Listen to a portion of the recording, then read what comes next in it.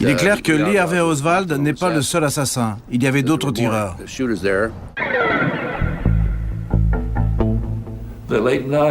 L'empreinte que j'ai examinée a été déposée au moment du crime. Je pense que JFK a été tué par des gars qui ont appliqué une justice texane.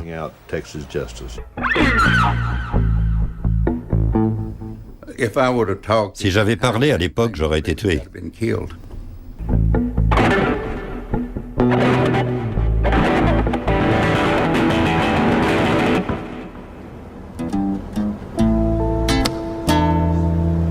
Dallas, ville symbole de la puissance financière du Texas. Au cœur de la cité, Dealey Plaza. Ici, rien n'a changé.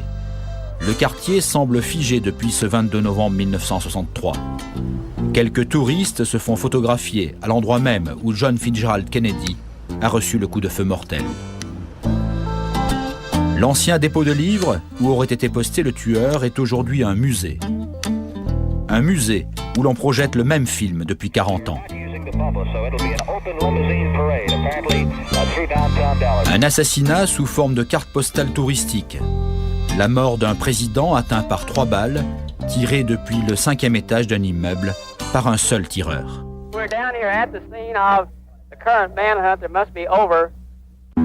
Le 22 novembre 1963, le suspect sera vite désigné, Lee Harvey Oswald, un jeune homme de 24 ans. Dans un premier temps, Oswald n'est accusé que du meurtre d'un policier, tué lui aussi ce 22 novembre, J.D. Tippit. No, I've not been charged with that. In fact, nobody has said that to me yet. Pendant que Lyndon Johnson, le vice-président, prête serment et devient président des États-Unis, Oswald se retrouve accusé à la fois du meurtre du policier et de celui de John Kennedy. Pour que chacun soit persuadé, Oswald est exhibé, tout comme l'arme du crime. Lee Harvey Oswald ne pourra jamais s'expliquer. 2 jours plus tard, Jack Ruby, un patron de cabaret de Dallas, lui tire dessus à bout portant.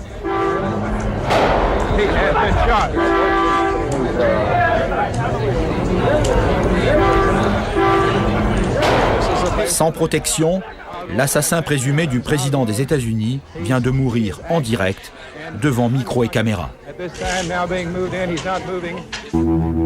Jack Ruby, figure de la pègre locale, parfaitement connue de la police de Dallas, est arrêté. Pour expliquer son geste, il dira avoir voulu venger le président sur un coup de folie. Lyndon Johnson désigne une commission d'enquête dirigée par Earl Warren, le président de la Cour suprême. 1 an plus tard, la commission remet son rapport, 880 pages, 26 volumes de preuves. Reprenant l'enquête du FBI, la commission conclut « Lee Harvey Oswald est l'assassin, le seul tireur, et Jack Ruby a vengé le président ». Malgré les doutes et l'invraisemblance de la thèse du tireur isolé, cette version officielle reste la seule admise 40 ans plus tard. Pourtant, un premier document, inconnu à ce jour, met à mal la version officielle. C'est un ancien policier de Dallas qui nous a fourni ce document qu'il a conservé pendant 35 ans. Depuis ce jour de 1967 où Jack Ruby lui confie une lettre 48 heures avant sa mort. Quand j'ai serré la main de Jack Ruby, il transpirait. Et dans le creux de sa main, il y avait ce papier. Je l'ai gardé sur moi. Dans cette lettre, Jack Ruby écrit « Mon but était d'empêcher Oswald de parler, autrement dit de l'empêcher de dénoncer ses complices éventuels. » On est loin du coup de folie d'un Jack Ruby voulant venger le président.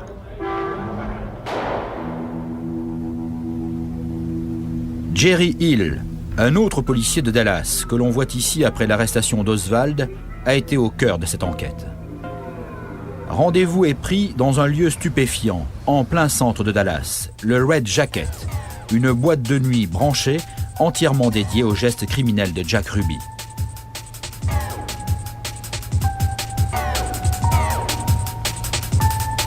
Jerry Hill reste persuadé qu'Oswald était dans le coup. Mais il se souvient aussi de la rapidité avec laquelle il a été suspecté.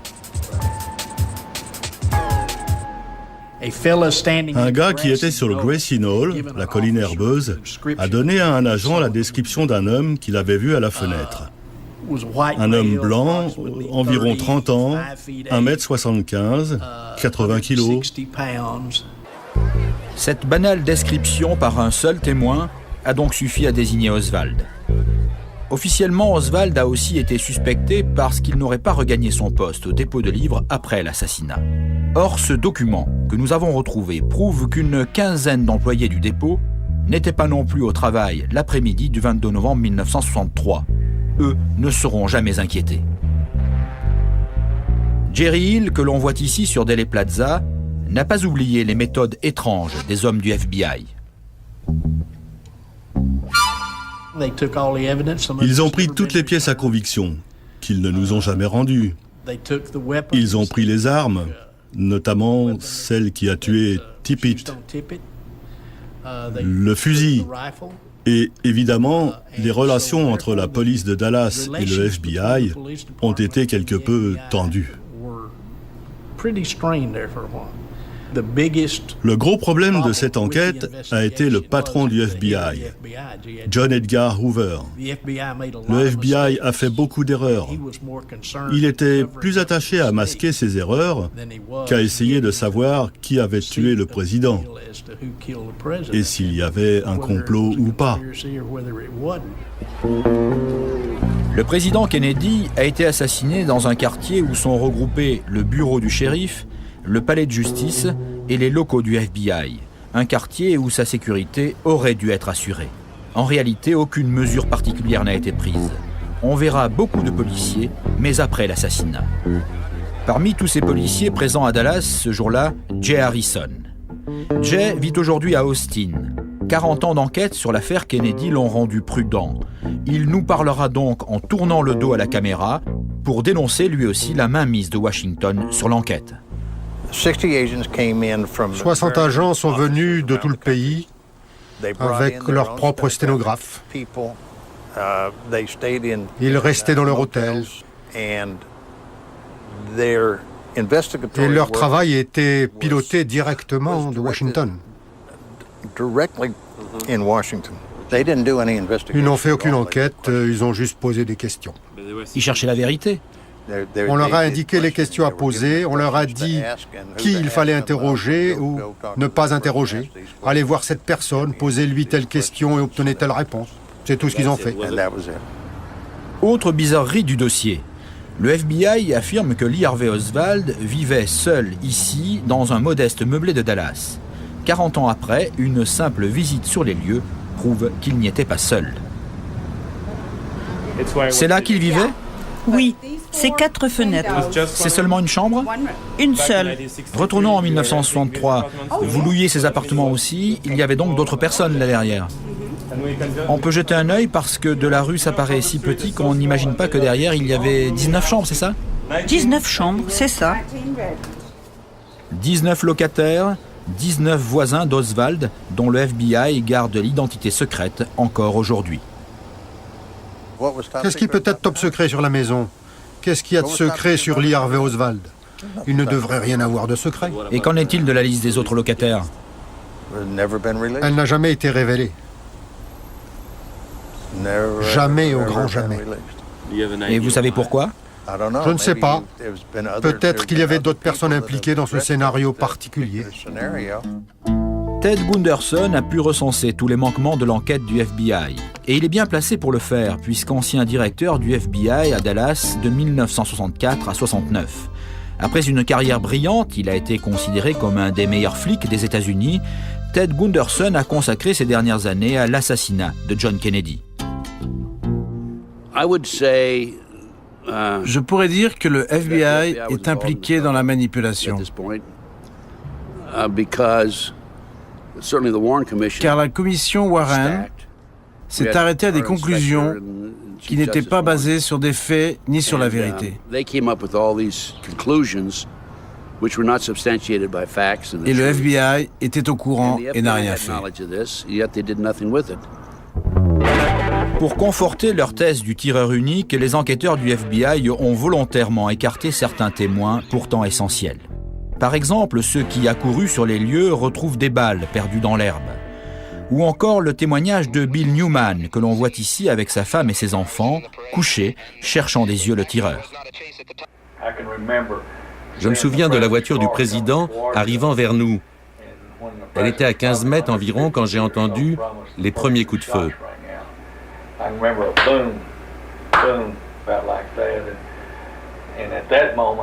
Et à ce moment-là, ma crainte a été, parce que le tir venait de derrière nous, juste à notre hauteur, qu'on soit dans la ligne de feu. Bill Newman pouvait légitimement avoir peur. Il se trouvait ici, à 3 mètres de la voiture du président. Et les tirs provenaient de la palissade, située 30 mètres derrière lui, et pas seulement du 5e étage du dépôt de livres.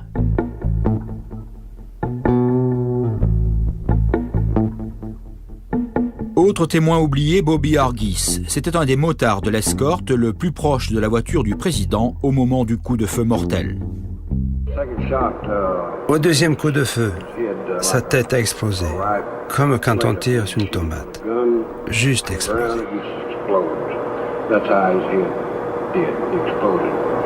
J'ai reçu de la matière cervicale et du sang sur moi. C'est la tête du président qui est visée. La tête est projetée vers l'arrière, la matière cervicale également, atteignant l'uniforme de Bobby Hargis. Seul un tir de face peut expliquer ce mouvement. J'ai pensé que Lee Harvey Oswald était le seul assassin. J'avais accepté cette idée sans me poser de questions. Une fois sorti du FBI, quand j'ai pris ma retraite, j'ai fait mes propres recherches et je me suis aperçu, ça colle pas, ça colle pas, ça colle pas. Maintenant, c'est très clair, Lee Harvey Oswald n'est pas le seul assassin, il y avait d'autres tireurs. Quelle serait pour vous la principale raison ? La principale raison, Lee Harvey Oswald n'est pas le seul assassin à cause de la trajectoire des balles. La tête de John Kennedy a été projetée vers l'arrière, la balle venait de face et pas de derrière lui.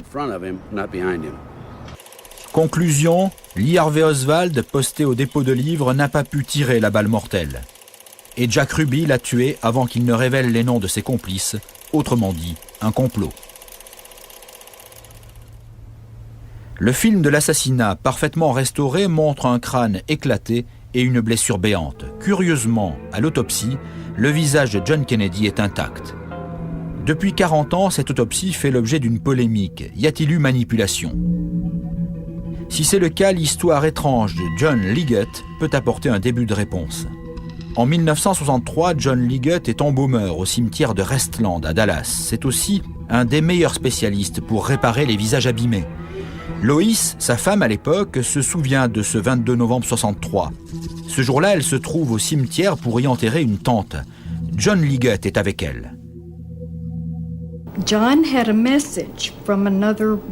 a reçu un message d'un collègue des pompes funèbres. Il lui a dit qu'on avait tiré sur le président et qu'on avait besoin de lui.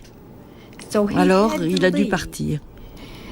Je ne l'ai pas vu pendant 24 heures. Quand il est revenu à la maison, il est rentré et a dit « Je veux que tout le monde se prépare. On s'en va. » Debbie, la fille de Lois, a 12 ans à l'époque. Elle a vécu, elle aussi, ce départ précipité vers San Antonio, à 800 km de Dallas, puis l'installation dans un motel. John s'est assis au bord du lit et regardait la télé. Il fumait cigarette sur cigarette. John regardait les informations quand Oswald a été tué par Ruby et soudain, il est apparu très soulagé. Et il a dit « On peut rentrer à la maison maintenant ». Que craignait John Liggett en fuyant Dallas ? Que sa participation au maquillage du visage de John Kennedy soit dévoilée ? Il n'en parlera jamais. Et la suite de sa vie est tout aussi mystérieuse. La police lui découvre un passé de tueur. Après plusieurs assassinats, il est arrêté puis abattu lors d'une tentative d'évasion en 1975. Avant l'inhumation, c'est sa deuxième femme qui vient reconnaître le corps. Elle m'a dit que c'était particulièrement troublant, car lorsqu'on lui a montré le corps, elle leur a dit, et elle m'a dit, que la personne dans le cercueil n'était pas John. Elle m'a dit qu'ils lui ont fait comprendre. Si, c'est bien John, laissez tomber. Elle était assez intelligente pour laisser tomber. Voici 3 ans, au cours d'un voyage dans le Nevada, Lois est au Horseshoe, un des casinos légendaires de Las Vegas. J'ai vu un homme de dos qui ressemblait exactement à John Liggett. Puis il s'est retourné, m'a regardé. Il a demandé à un employé de faire sortir les gens qui étaient derrière lui, c'est-à-dire moi et mes petits-enfants. C'est la dernière fois que j'ai eu un contact avec lui et je reste convaincue que c'était John. Étrange destin que celui de John Liggett. Il aurait réparé le visage dévasté de John Kennedy, cachant la trajectoire de la balle. Vivant après sa mort, il aurait trouvé refuge à Las Vegas. Nous verrons qu'il n'est pas le seul. Nous retournerons à Las Vegas pour un autre acteur de l'assassinat de John Kennedy, un premier rôle, celui-ci, dont nous avons retrouvé la trace à Dallas. Le 22 novembre 1963, quelques minutes après l'assassinat, les policiers de Dallas investissent le dépôt de livres. Ils relèvent une 30aine d'empreintes sur des cartons au 5e étage du dépôt. Toutes seront identifiées, on y retrouve notamment celle de Lee Harvey Oswald, toutes excepté celle-ci.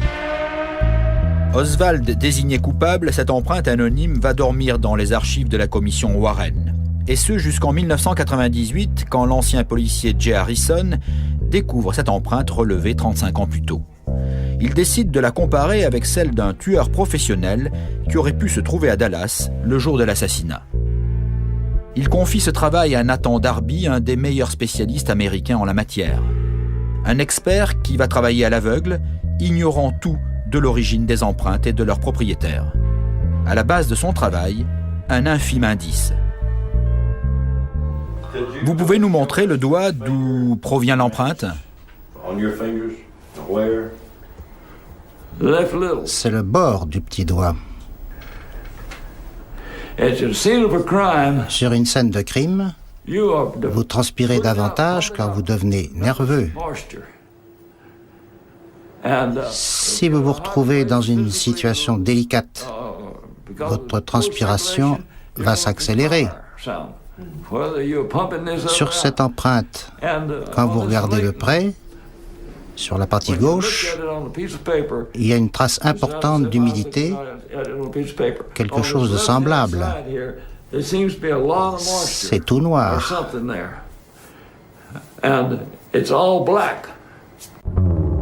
Première indication, l'homme qui a laissé son empreinte sur un carton au 5e étage du dépôt de livres était extrêmement tendu. Le carton agit comme un buvard. Il absorbe toute humidité, toute transpiration de votre doigt. Il va l'assécher. Et il faut vous dépêcher si vous voulez des empreintes. L'intensité de la 30aine d'empreintes que j'ai étudiées était toujours la même. Je peux dire que l'empreinte que j'ai examinée a été déposée au moment du crime. L'expertise démontre donc qu'un deuxième homme se trouvait au 5e étage du dépôt de livres aux côtés d'Oswald. Nathan Darby détectera une 30aine de points de comparaison entre les deux empreintes. Or, aux États-Unis, 6 points suffisent à envoyer un prévenu sur la chaise électrique. Je peux me présenter devant un tribunal, et ce sera ma dernière déclaration avant de mourir, de dire que ces empreintes sont les mêmes. Les mêmes.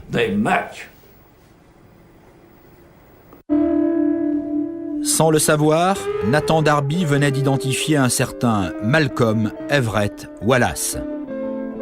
Un homme qui n'avait rien à faire au dépôt de livres, il n'y était pas employé.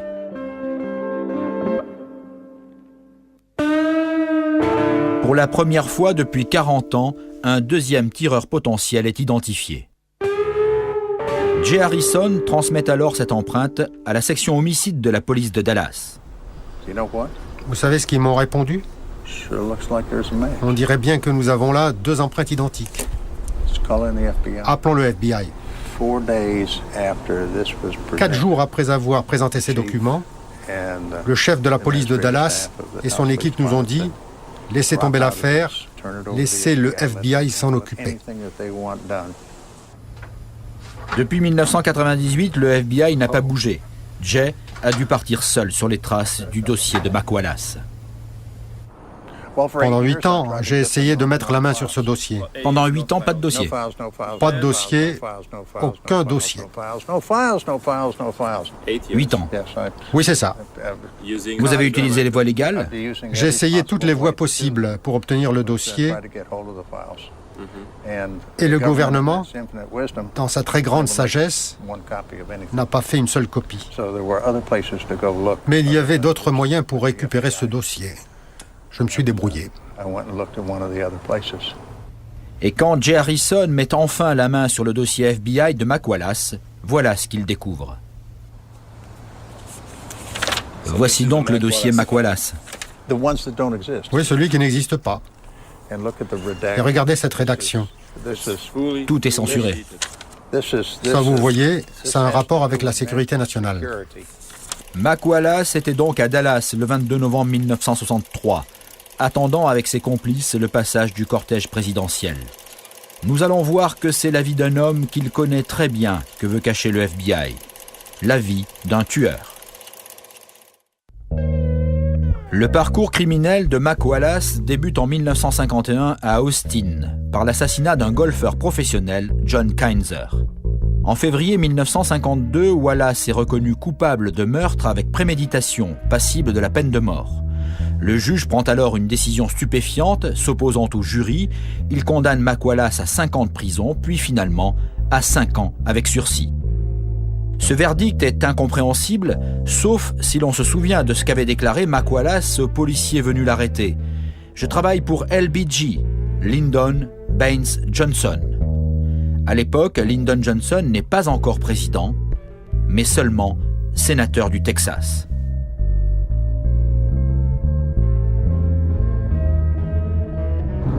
Dix ans plus tard, en 1961, le Texas est secoué par une nouvelle affaire criminelle qui, nous le verrons, donne la clé de l'assassinat de John Kennedy.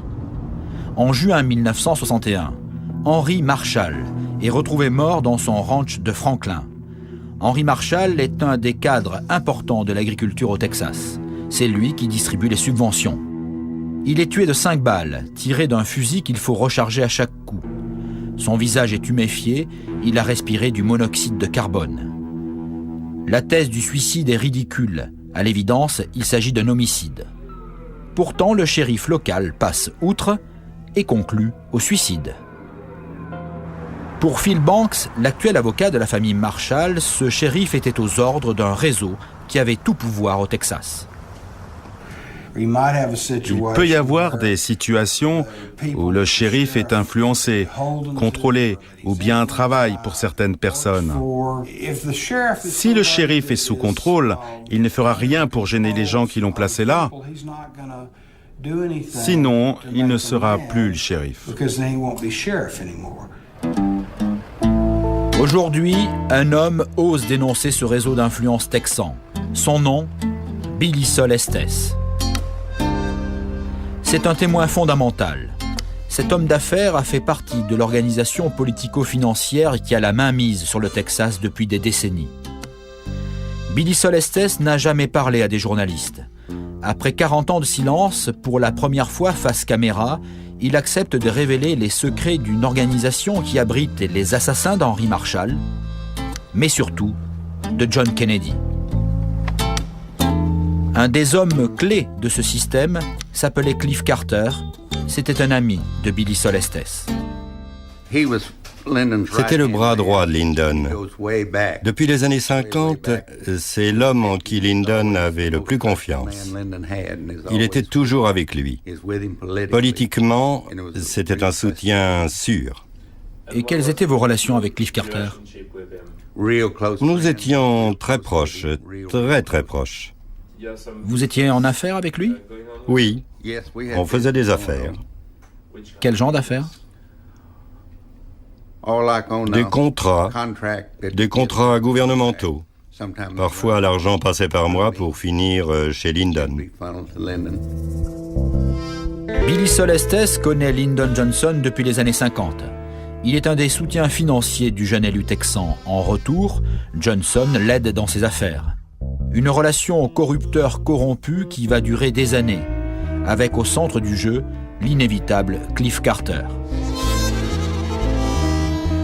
Kyle Brown a grandi dans ce milieu. Adolescent et donc insoupçonnable, il a été utilisé lui aussi comme porte-valise.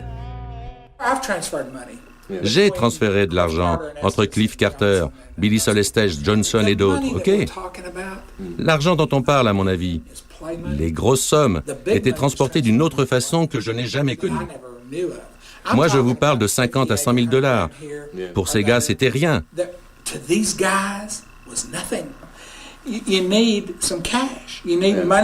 Vous avez besoin de liquide, d'argent qui ne laisse pas de traces. Vous avez besoin d'une caisse noire, comme on dit. Et là, c'était exactement ça.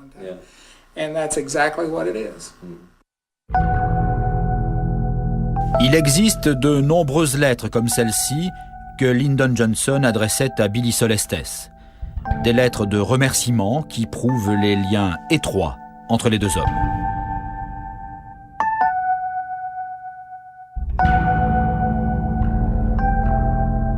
En juin 1961, Henry Marshall devient une menace. Il est prêt à dénoncer une énorme arnaque, un détournement de subventions agricoles. Problème, pour le faire taire, on ne peut pas l'acheter.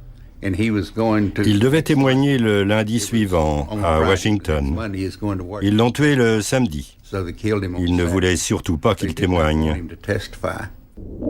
À Washington, au plus haut niveau de la justice, Bobby Kennedy, le frère du président, s'intéresse à l'affaire Marshall. Il est convaincu qu'on a voulu faire taire Henry Marshall parce qu'il s'apprêtait à dénoncer les magouilles texanes. Il est évident que Bobby Kennedy essayait de trouver un moyen de se débarrasser de Lyndon Johnson en tant que vice-président. Et Lyndon essayait de faire en sorte qu'il n'y parvienne pas. Politiquement, l'affaire Marshall était une patate chaude. Ça pouvait faire sauter tout le monde. Billy Solestes nous a confirmé que Bobby Kennedy lui avait proposé un marché à l'époque, dire tout ce qu'il savait de la mort d'Henry Marshall en échange de sa relaxe dans une affaire de détournement de fonds publics. Billy Sol choisit de se taire, il sera condamné et ira en prison. Si j'avais parlé à cette époque, j'aurais été tué. Lyndon m'avait promis de me tirer d'affaire si je la fermais. Et que s'est-il passé ? Ouais, il ne m'a jamais tiré d'affaire. Vous vous êtes senti trahi par Lyndon Johnson ? J'ai été trahi. Aujourd'hui, Billy Solestes sait qu'il est au crépuscule de sa vie. Sa tombe est déjà prête. Alors il désigne sans crainte l'assassin d'Henry Marshall. Qui a tué Marshall ? Mac Wallace l'a tué.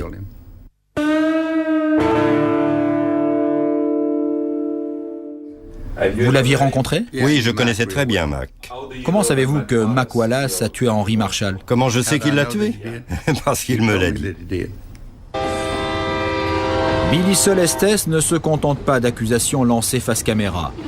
Il en a déjà dit beaucoup plus à la justice américaine. C'était ici à Franklin, petite ville du Texas. Nous sommes en 1984. Billy Solestes accepte de témoigner devant un grand jury. À ses côtés, un certain Clint Peoples. Clint Peoples n'est pas n'importe qui. Un flic légendaire qui a son buste au musée des Texas Rangers. Un passionné qui a commencé sa carrière en neutralisant Bonnie et Clyde. Après avoir pris sa retraite, Clint Peoples traquera sans relâche les assassins d'Henry Marshall et de John Kennedy. Les deux hommes se retrouvent comme témoins dans cette salle. En 1984, c'est le procureur John Pascal qui dirige les débats. Tout témoignage devant le grand jury est supposé être secret. Les délibérations sont supposées être secrètes. Les témoins prêtent serment qu'ils ne révéleront rien, ni par signe, ni par mot, de leur témoignage.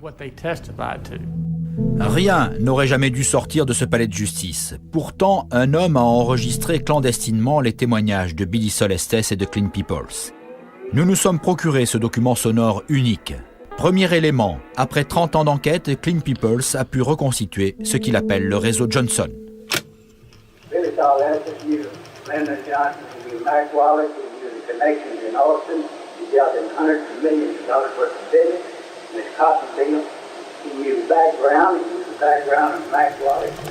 Deuxième élément, Billy Solestes explique au grand jury le mobile de l'assassinat d'Henry Marshall.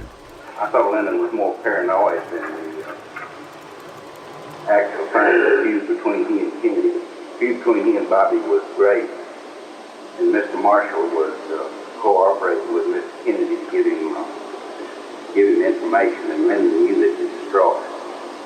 And he knew this was destroyed the party, and he knew we'd all go to jail. Did Mac Wallace take it on his own to shoot Mr. Marshall, or did someone give Mr. Wallace a direct order to kill Mr. Marshall? That I know is Lyndon said he had to go, but I was in no other meeting that Saturday, and Lyndon said he had to get rid of him. Where was this meeting? You say you had a meeting with Cliff Carter, Lyndon Johnson, and Mac Wallace. You were present. Is that what you're saying? With Lyndon? Yes, it was in Lyndon's backyard. Where, Texas? In Washington. And who was at the meeting? Cliff Carter, and Mac Wallace, and myself. Ce grand jury de 1984 démontre donc qu'Henry Marshall ne s'est pas suicidé 23 ans plus tôt, il a été assassiné. Nous avions un portrait robot qui correspondait à l'homme que Billy Solestes a désigné comme le tueur, Malcolm Wallace. Je pense que cette preuve est très importante, cruciale. Devant le grand jury, Clint Peoples évoquera aussi l'affaire Kinzer, cet assassinat commis en 1951 par Mac Wallace et pour lequel il était passible de la peine de mort. Suspended for murder with malice, and that's why he got a 5-year suspended sentence. Never heard of it in all of my 15 years long. For a jury. His connection was as close to Lyndon Johnson's then. A lot of people that on that jury was connected with this whole group. Mac Wallace, protégé par Lyndon Johnson, c'est évident à la vue de ce document de 1961. Les services secrets de la marine mènent une enquête sur Mac Wallace pour savoir s'il peut travailler dans des secteurs sensibles. Le rapport est édifiant. Wallace est présenté comme un criminel, pervers sexuel, alcoolique et, ce qui est rédhibitoire aux États-Unis, communiste. En 1961, Clint Peoples rencontre l'inspecteur des services secrets de la marine.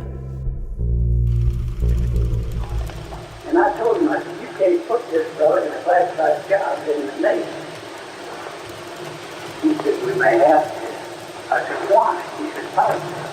What kind of politics are we talking about? Anybody that could put a fellow like this in a classified job in government? Vice President. Vice President. C'est donc recommandé par Lyndon Johnson que Mac Wallace travaillera pendant 14 ans pour LTV, une entreprise texane d'électronique. Une société classée top secret liée à la CIA. LTV, qui deviendra Raytheon, a toujours soutenu financièrement Lyndon Johnson. Parallèlement à cette audition exceptionnelle devant le grand jury, Billy Solestes écrit en 1984 au département américain de la justice par le biais de son avocat. Il se dit prêt à donner toutes les informations sur 8 assassinats perpétrés par Mac Wallace sur ordre de Lyndon Johnson. Le dernier de la liste est l'assassinat de John Kennedy. Ce courrier restera lettre morte. Pourtant, Billy Solestes peut démontrer que Mac Wallace, l'assassin d'Henry Marshall, est membre d'un réseau texan autour de Lyndon Johnson et qu'il était le 22 novembre 1963 à Dallas parmi les assassins de John Kennedy.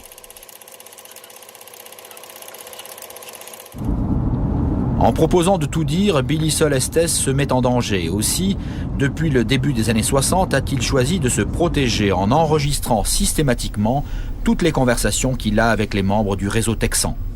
Vous aviez peur qu'il vous tue? Pourquoi croyez-vous que je la fermais? Et pourquoi ils ne vous ont pas tué? Je les ai toujours menacés de rendre publiques ces cassettes s'ils le faisaient. Quand j'ai compris que ça sentait le roussi, j'ai commencé à enregistrer tout le monde. Si j'avais dû utiliser ces cassettes, si j'en avais parlé, je ne serais pas là aujourd'hui pour en parler. Tout le monde est mort. Pourquoi m'aurait-il épargné? Je n'aurais pas été épargné. Un des enregistrements les plus importants que nous avons pu entendre concerne Cliff Carter, le bras droit de Lyndon Johnson. Nous sommes en 1971. Cliff Carter et Billy Solestes évoquent l'assassinat de John Kennedy. Cliff était vieux à cette époque. Il voulait juste en parler. Alors on en a parlé.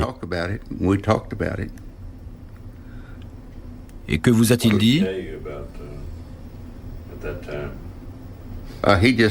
Il m'a simplement dit qu'il regrettait d'avoir vécu cette vie.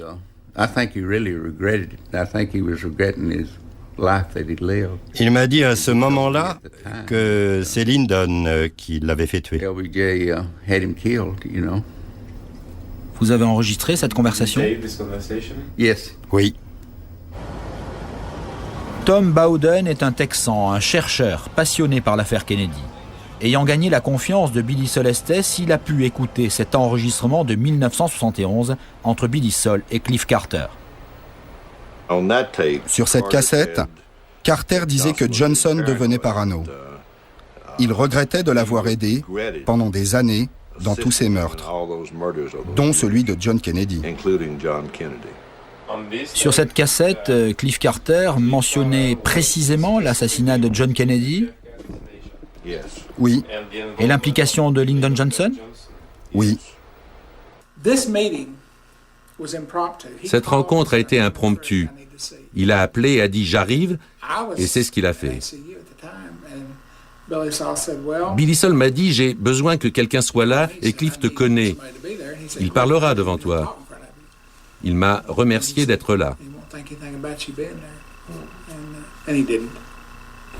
Je pense qu'il est venu pour deux raisons. Il est venu d'abord pour soulager sa conscience. Il est venu aussi pour, indirectement, avertir Billy Sol. Il était bourré de remords. Il parlait comme un homme qui savait qu'il n'allait pas vivre longtemps. C'est ce qui est arrivé. Il est mort 36 heures après. Il est mort dans un hôtel minable, très mystérieusement. C'était peu après? Oui, juste après. Vous l'avez enregistré sur l'assassinat de Kennedy? Oui. Et quelques jours après, il est mort? Oui. Pouvez-vous l'expliquer? Il était mystérieux, très mystérieux. Il était si triste et déprimé. Je me suis demandé si on l'avait tué ou s'il s'était suicidé. Je me suis demandé s'il craignait quelque chose quand il m'a parlé. Vous pensez qu'il se sentait trahi par Lyndon Johnson? Et que Lyndon ne s'est pas occupé de lui? Oui, il le pensait. Il a été trahi par Lyndon, qui ne s'est pas occupé de lui comme il aurait dû. Comme vous? Oui, Lyndon utilisait les gens. Il ne s'est jamais occupé de personne. Il était fou de pouvoir. Cliff Carter mort, Billy Solestes restait le dernier témoin. Le clan Johnson tentera bien de l'atteindre, mais les enregistrements de Billy Sol sont restés son assurance sur la vie. Clint Peoples, nous allons le voir, aura moins de chance. De ses 30 ans d'enquête, le Texas Ranger avait acquis la certitude que les assassinats qui ont ensanglanté le Texas dans les années 60 étaient l'œuvre d'une seule et même équipe, y compris l'assassinat de John Kennedy. Cet homme n'était pas un de ces fanatiques de la conspiration. C'était un homme de loi. Il a été un homme de loi toute sa vie. Je me souviens du capitaine People annonçant qu'il allait tenir une conférence de presse et me dire qu'il allait tout faire sauter. Il était convaincu qu'il y avait un lien entre le meurtre d'Henry Marshall dans le comté de Robertson en 1961 et l'assassinat de Kennedy en 1963. Il m'a dit ça. En 1992, une semaine avant cette conférence de presse où il doit tout dire, Clint Peoples se tue en voiture à quelques kilomètres de chez lui sur une route qu'il connaît parfaitement. Pour en savoir plus sur cet accident opportun, nous prenons rendez-vous avec celle qui fut l'assistante de Clint Peoples. Nous comprenons très vite que cette femme a peur. Elle refuse l'interview. Je ne devrais rien vous dire, mais aux funérailles de Clint Peoples, une femme est venue vers moi et m'a dit « Ne le dites à personne, mais j'ai vu ce qui s'est passé. » Je lui ai dit vraiment « Oui, me dit-elle. J'ai vu un gros pick-up rouge qui l'a poussé dans le ravin. » Elle m'a dit « Ce n'est pas un accident. » Elle était terrorisée. Elle m'a demandé de me taire. Elle a ajouté qu'il faisait beau, que la route était propre, qu'elle avait tout vu. Officiellement, c'est un accident de voiture. Oui, et pour être parfaitement honnête, j'ai été un peu lâche sur le coup. Je savais où était sa voiture et je ne suis pas allée voir l'état dans lequel elle était. Je préfère vivre. Je n'ai pas voulu m'en mêler. Trop de gens ont été tués. Trop de gens ont été tués. L'assistante de Clint Peoples n'est pas la seule à avoir peur. 10 ans après la mort du Texas Ranger, 30 ans après celle de Lyndon Johnson, 40 ans après l'assassinat de John Kennedy, il y a toujours danger à rechercher la vérité. Tous ceux qui ont consacré des années de leur vie à l'affaire Kennedy sont convaincus que commanditaires et assassins ont encore la capacité de nuire. Prenons le cas de Mac Wallace. Ce tueur en série, un des tireurs du 22 novembre 1963, est officiellement mort en 1971 dans un accident de voiture. Tom Bowden a suivi la trace de Mac Wallace s'il ne croit pas à sa mort. À ce qu'il paraît, c'était un accident de voiture à Pittsburgh, au Texas. Des témoins disent que Wallace n'y était pas à cette date-là. Il a été vu plus tard à Las Vegas, en 1979 et 1980. Donc je ne pense pas qu'il soit mort dans un accident de voiture. Si vous vérifiez aux pompes funèbres, vous ne trouverez pas de fiche d'identification précise du corps. Et on m'a dit qu'il était toujours vivant en Californie. Vous avez rencontré des gens qui l'ont vu ? Oui. Ils l'ont vu à Las Vegas ou en Californie ? Ils l'ont vu en Californie et j'ai entendu qu'il était à Las Vegas. Mac Wallace n'est pas mort en janvier 1971. Un membre de sa famille qui préfère garder l'anonymat nous a affirmé qu'il était toujours vivant en 1982. D'autres témoins ont croisé Mac Wallace à Las Vegas 8 ans après sa mort. Il a été vu ici, au Horseshoe, durant le championnat du monde de poker en 1979. Le Horseshoe, ce casino de légende, où 20 ans plus tard, Lois verra son ex-mari, John Liggett. John Liggett, l'homme qui aurait maquillé la tête de John Kennedy, masquant ses blessures. Wallace et Liggett, deux acteurs du 22 novembre 1963, étaient donc vivants après leur mort. Ont-ils été protégés ? Mac Wallace, on l'a vu, était sous la protection de Lyndon Johnson, mais également de John Edgar Hoover. Son échange de courrier en 1952 avec le patron du FBI est très instructif. Ça, c'est une lettre écrite en janvier 1952 par Malcolm Wallace à un certain John Edgar Hoover. Juste quelques jours après, Hoover écrit à Wallace pour répondre à son courrier. En moins d'une semaine. Personnellement.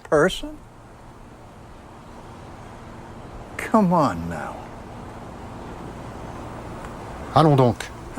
À combien de personnes Hoover écrivait-il personnellement? Surtout aussi vite. Surtout un meurtrier. Et ça, c'est tiré du dossier du FBI. En protégeant Mac Wallace, un tueur, en taisant l'existence d'un réseau criminel au Texas, c'est un complot qu'on a voulu cacher, et ça dure depuis 1963. Au bout de notre enquête, il reste désormais à identifier les hommes qui ont programmé la mort du président des États-Unis et à démontrer que commanditaires et assassins étaient tous des Texans. Tout a commencé dans les années 40, avec l'apparition d'un jeune politicien prometteur, Lyndon Baines Johnson. L'ambition, Lyndon Johnson la cultive très tôt dans le ranch familial au sud du Texas. Lyndon est pauvre, il rêve de devenir riche.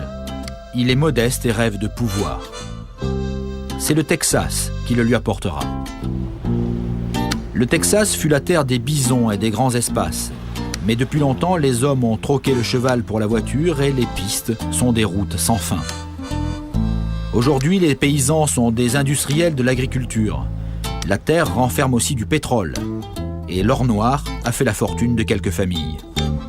Depuis toujours, ces riches Texans ont réussi à imposer un homme à eux à Washington.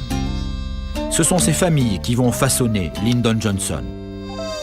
Le jeune élu démocrate sait parfaitement qu'il doit à ses parrains en politique l'argent et le pouvoir. Et il n'oublie jamais de faire allégeance.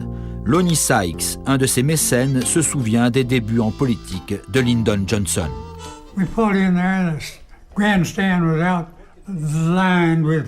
Un jour, nous nous sommes retrouvés dans une ville avec un ami, un des financiers de Johnson.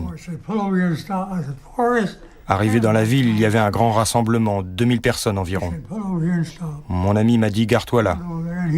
Et dès qu'on est sorti de la voiture, Lyndon Johnson nous a vus. Il a sauté de l'estrade et il est venu vers nous. Là, il a pris mon ami dans ses bras et l'a embrassé comme si c'était sa mère.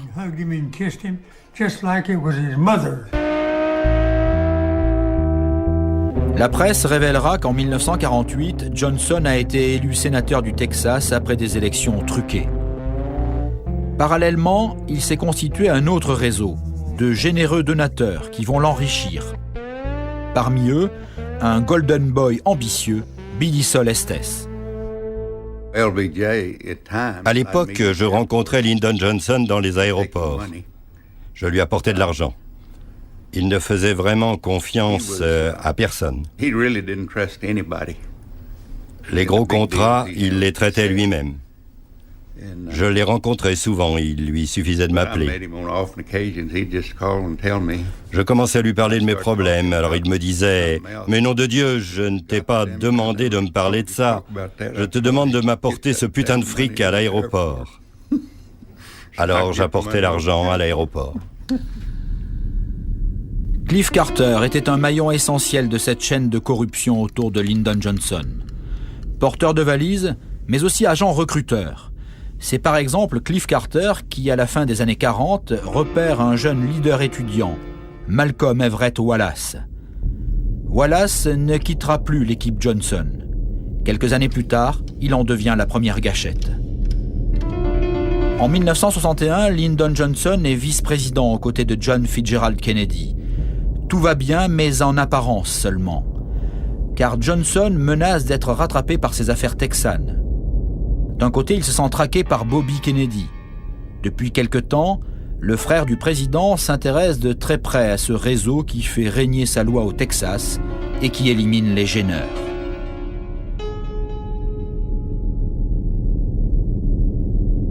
Et puis il y a John Kennedy, ce président sur lequel il n'a aucune prise. En 1963, le réseau texan s'inquiète des rumeurs de retrait des troupes américaines du Vietnam. Mais surtout, Kennedy menace de supprimer les avantages fiscaux dont bénéficient les producteurs de pétrole. Personne n'avait osé le faire avant lui.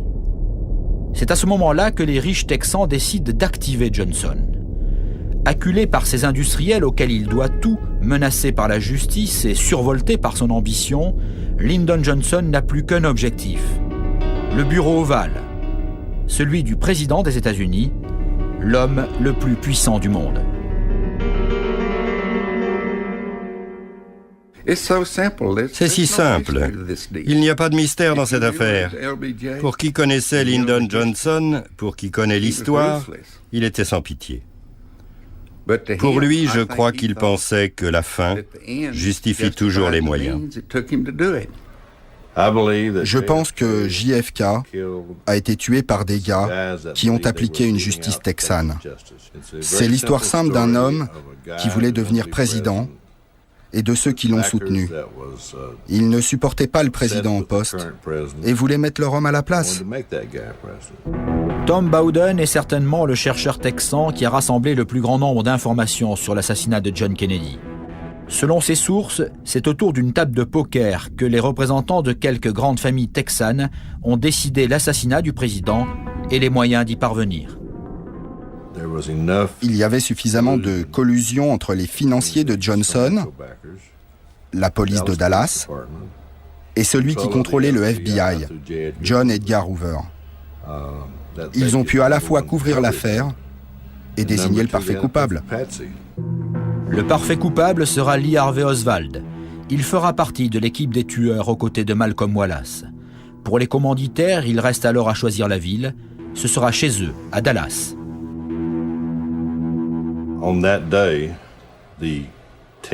Ce jour-là, l'équipe en place était contrôlée.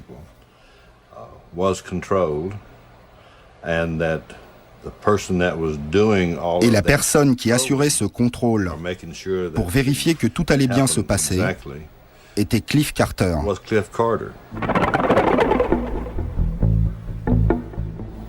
Non pas qu'il leur ait dit quoi faire sur Dealey Plaza, mais c'est lui qui avait tout planifié.